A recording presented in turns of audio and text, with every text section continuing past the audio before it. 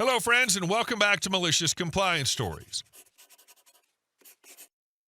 Our first story takes us to a liquor store where a sweet old lady asks about caramel vodka and then instantly flips her mood when she can't haggle the price. But before we begin, best way to support our channel is to leave comments, like, and subscribe with a turned-on bell so you don't miss the new video every single day. Here we go. Honey, what the hell is wrong with you?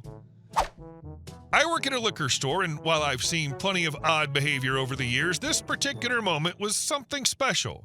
It actually happened to a coworker of mine, but I caught the tail end of it, and I swear the ending was beautiful. So here's how it went down.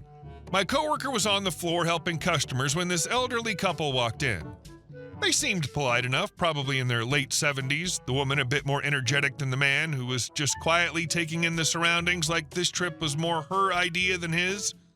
The woman approaches my coworker and asks if we carry caramel vodka. Coworker, C. Sure, we keep all our flavored vodkas over here. The caramel ones are on this lower shelf. She gestures to the right section, points it out for them. Pretty standard interaction so far. Old lady, oh well, thank you, but oh my, these are too expensive. Do you have anything cheaper? C. I'm afraid not. That's the only brand of caramel vodka we carry right now. OL pauses, squints at the bottle again, and then says, OL, can you haggle on this one a bit? C, smiling politely, but probably already tired of this. Sorry, we don't haggle. It's not something we can do here, but there's another liquor store a few blocks down. Maybe they'll have something cheaper. According to my coworker, OL gave her a sweet, almost unsettling smile, the kind of smile that makes you instinctively brace for something. OL, thank you so much for your help. And then flip, like someone hit a switch in her brain.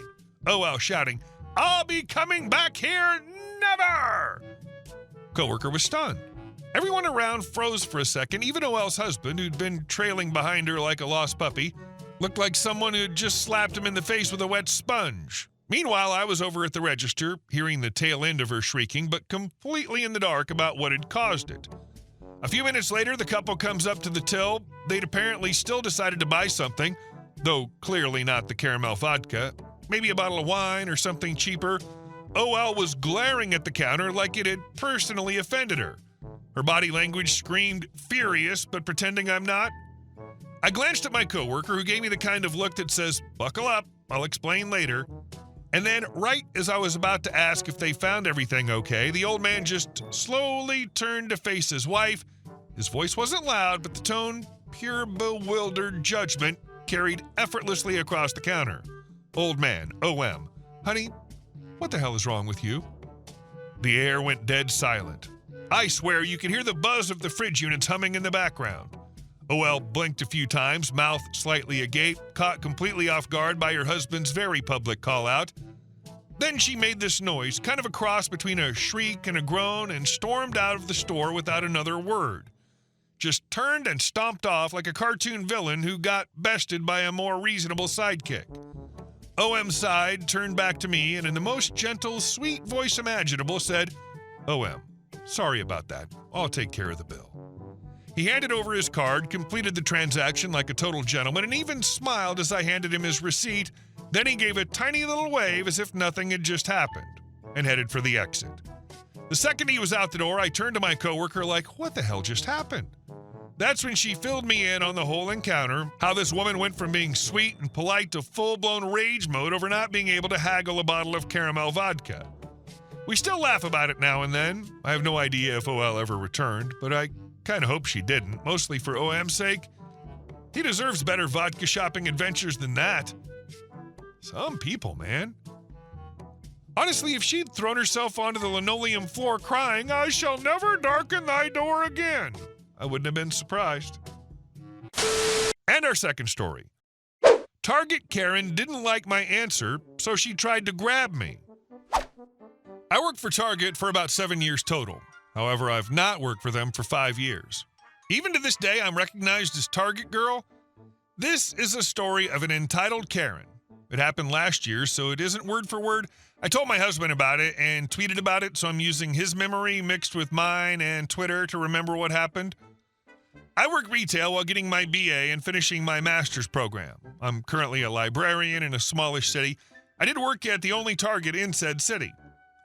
One fine spring day, I stroll into Target after a shift at the library. I'm wearing a floral dress and boots, carrying a giant purse, floating along the aisles, trying to get my things and get out. I'm walking by the kitchenware area when entitled Karen jams her cart in front of mine. Karen, do you have these plates? Me, an introvert who's exhausted from seeing and helping well over 100 people, I'm confused and stare at her. Why does it matter if I have these plates? What? Karen, these plates. Do you have more in the back? As she pushes her cart harder into mine and grabs the handle to my cart. Me finally catching on, ma'am, I haven't worked here in like 4 years. Even if I did, do you think that I look like I'm on the clock? Karen finally actually looked at me. She saw my giant purse, all the better to keep snacks and books in, my floral dress and boots, and it dawned on her for maybe one moment that she was being a jagwagon. But then it lost to the entitled rudeness that is inherent to Karens. Karen, well, you shouldn't shop here if you don't know things. She huffs as I pull away, angry that I can't bend time and go back 4 years in order to help her. She shrieked at me and looked like she was trying to grab my arm as I pulled away. In my best mom voice, I calmly told her that if she touched me, it'd be assault and that I would press charges. I informed her, still in my mom voice mode, that jamming her cart into someone else's is not a way to ask for help. And I also informed her that shrieking at people isn't endearing. Her face twisted into cat butt face, looking like she smelled something foul, her own personality, and I escaped while she was still connecting the dots and trying to form words to tell me off. So happy with your response. It's wonderful that you were able to say all that in the moment. So often our brains blank out when tired and confronted with entitled Karens. And our last story. No, Karen, neighborly doesn't mean breaking into our property. In 2002, my parents bought their home in a quiet neighborhood in San Francisco. It was a major milestone for them, immigrants who worked hard, saved every penny, and finally had a property of their own.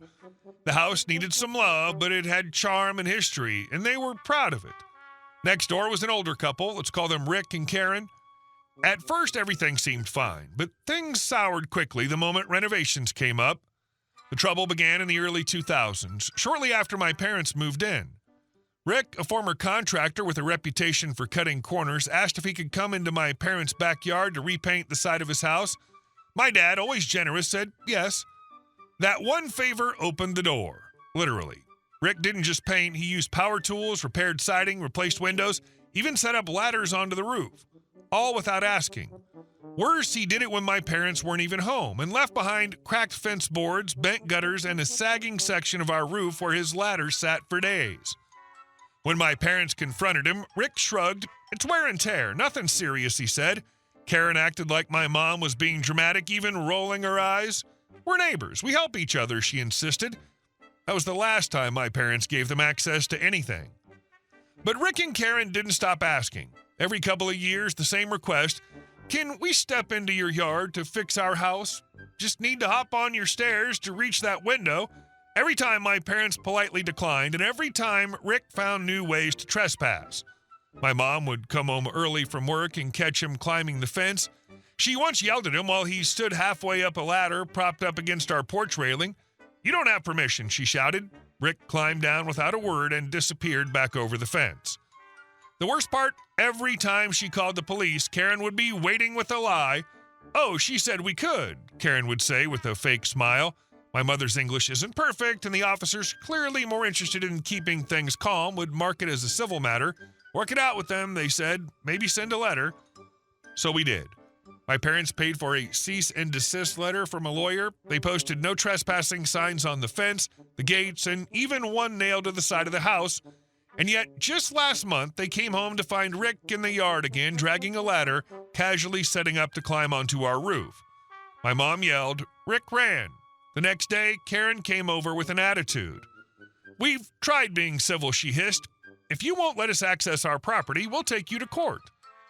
And now they're threatening legal action under California Civil Code Section 1002, claiming a right of forced access to complete repairs. They even sent a letter typed on what looks like legal stationery, we're pretty sure it's fake, saying they have every right to enter the adjacent property to complete necessary maintenance. But here's the thing, they don't. We've already spoken to a real estate attorney. Civil Code 1002 allows for court-ordered access, but only if the repair cannot be reasonably done without entering the neighbor's land. And it can. They just don't want to pay for the suspended scaffold or permit it would require. And frankly, we don't trust Rick. His contractor license was suspended years ago for doing illegal renovations. According to public records, he's been fined multiple times for failing inspections and for using unlicensed subcontractors. Letting him loose on our property again would be like inviting a bull into a china shop. Our lawyer helped us respond to their threat with a formal legal notice. No entry. All further attempts will be considered trespassing. We also installed new cameras on all corners of the property and set up motion alerts that ping my phone. If they try again, we'll have time-stamped footage, and this time the police will get a full video and a lawyer-approved report. What really grinds my gears is the entitlement. Karen still walks past my mom in the driveway and sneers like she's done something wrong. Neighbors should be neighborly, she said last week when my dad took out the trash. My dad didn't even respond. He's tired. We all are. The irony is that fixing their house from their own side's completely possible. It'd cost them more, but instead they're choosing to harass, lie, and sneak over fences like teenagers with a ladder. We've lived in that home for over 20 years. My parents worked hard for it, and they shouldn't have to feel like prisoners just to keep their property safe from the people next door. So we're standing our ground. Rick's suspended contractor license and history of fines prove he's not just entitled, he's dangerously unqualified. The fact that they'd rather bully your family than pay for proper scaffolding is both laughable and telling. Hey guys, thank you all for watching the video. I'll see you in the next one.